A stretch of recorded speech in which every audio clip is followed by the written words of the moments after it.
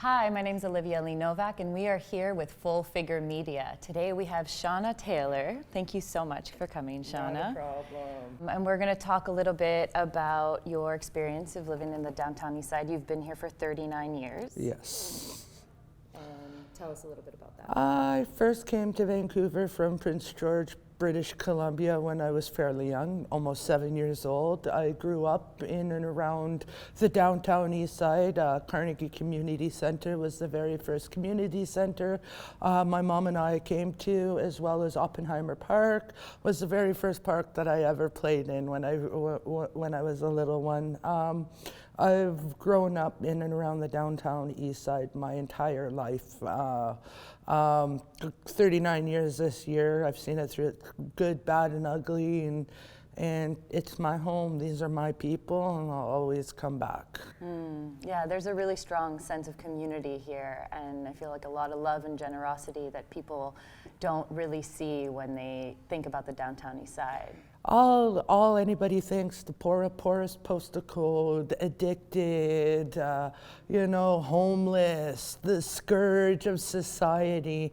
And I see broken people, I see hurting people, a lot of pain, and within that there is a community that holds each other up, stands beside each other, walks through pain, walks through happiness.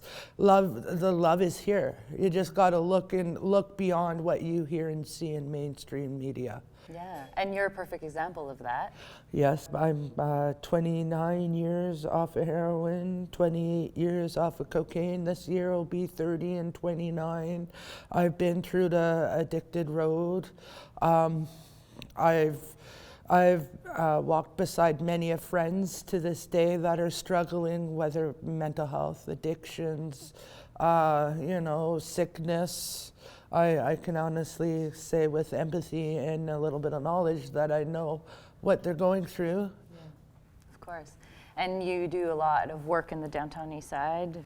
Every Sunday, I volunteer with a core group of barbers. They're known on Facebook and Instagram and throughout social media as the Street Thug Barbers. It was a group of 3 barbers who 5 years ago decided to come together every Sunday, come down to the downtown east side, give a haircut, give some love and compassion. And I've got involved with them about a half a year into them doing it. So I've been with them for about 4.5 years now. And I couldn't ask for a better core group of people. And every Sunday without fail, rain, sunshine, snow, they're down in the downtown east side. On nicer weather, we're actually in Oppenheimer Park doing the haircuts. And on not so nice, cold, rainy, snowy weather, we're at the Powell Street Getaway doing haircuts. Yeah, that's beautiful. You also do the soup kitchen. Yeah, I do. I want to do it every 2 months, but right now it seems to be every 3 months. In name of my son, who I lost in 2018 of a fentanyl overdose, I come into the community. I do a soup or a stew or spaghetti, something nice to bring back to the community in my son's name. The same community that struggles with the same issues that my son did. What's your son's name? His name was William Graham. He also had started a DJ company called Dust to Dawn, and his DJ name was Willy Wonky. So I've named my little soup kitchen Willy Wonky's Roving Soup Kitchen. You also have a daughter? My oldest daughter, who passed away 6 years ago now of a fentanyl overdose as well. So I carry it. Actually, for both of my children, but more so for my son, because his last nice deed before he succumbed to his addiction was took his last $20, went to Costco's and bought $20 worth of hot dogs and pop, and just randomly handed them out to people. So that was my hero moment and carried it on in his name. Yeah, and that's just to show how much love there is in the downtown east side and generosity, and yeah, it's really important for people to see that. Yeah. Would you like to elaborate a little bit about your first time in the park? My first, Oppenheimer? Oh yeah, my first time in the park as a little one, it was in the summer and it was fun. Baseball games, and at this one point I was a total trouble maker in the park. They had a climbing apparatus that was in the shape of a pirate ship. And I was the one that was up in the mast and throwing water balloons at everybody walking by, just having a blast. And yeah, there was a lot of different organizations, Carnegie, Oppenheimer, the Strathcona community would come together and have baseball tournaments and, you know, just randoms like summer camp stuff. And that would be something I would love to see come back to the park eventually. Yeah, let's touch on that a little bit. How do you feel like this park has changed, and what's different from when you first arrived? Well, it's a lot different. You don't have kids in that park anymore because of what's going on around in the neighborhood, and it's not one set thing or another. It's just, unfortunately, that's the flow of things down here. You know, I mean, you've got your like moments where you'll see kids play in the park and then nothing for months and months and months. And especially right now with what's going on in the park, a lot of families and people with young children are staying away from the park because there is a tent city there right now. The tent city has sprung up because of a need for housing, and a need that's been going on since 1986. The first mass evictions because of Expo 86, and it's never really recovered. The economy, when Expo 86 left, the economy left with it. And then kind of bounced back a little bit from that. And then we got the 2010 Olympics that did the same thing all over again. A lot of us people down here were affected by being moved out of our comfort zones, being kicked out of hotels that wanted to renovate and rent the hotels for daily because of tourists and so on and so forth, and then that not coming back. And ever since 2010, that has really, really exuberated the need for housing all over again. And just slowly, over the last 6 years, it's just become more and more of a problem, more and more of an issue. Housing. Housing, and it's not just for people like myself who live below the poverty line. That's for everybody. Everybody, the working poor, the working class. I know of a few people at Oppenheimer Park that get up at 6 o'clock every morning to go to work. They just can't afford to pay rent for a place to live. Right, which is also part of a lot of the stigma, thinking that, oh, these people are just living in a tent and not doing anything, but really they're trying to get their lives back too. Well, you know what? Even for the addicted people, how are they supposed to get better? Stability is the key of getting better. More on-demand housing, on-demand treatment, on-demand detox. Forget the stigma of being an addict. That's not what's important. What's important is giving these people stability, a place to call home, a place to launch from, even if that's only a 6-month thing until they can get into treatment or detox. But the key thing is called stability. That's what they need the most. So why can't we build them tiny homes and give them a lot where they can have power, where they can have heating and light, and give them that foot up? Why not? Right. Why not? Then we wouldn't see this in parks. And it's not just in the downtown east side. It's not just Oppenheimer Park. It's out in Surrey, it's out in Abbotsford, it's out in Chilliwack, it's out in Coquitlam, it's out in Burnaby. Everywhere we turn, this is happening. Right. So why can't we do something? People who have a little more of a way to do it, let's get together and do it. A block away from here, there's a vacant building that's been vacant for 20 years. You were saying, what's the name of that? It was the old Buddhist temple. It's right on the corner, Gore and Hastings, right across the street from the First United Church. Why can't we get in there? You know how they got the housing at the Woodward's building? A bunch of people broke into the Woodward's building, climbed in there and squatted and said social housing now. Wow.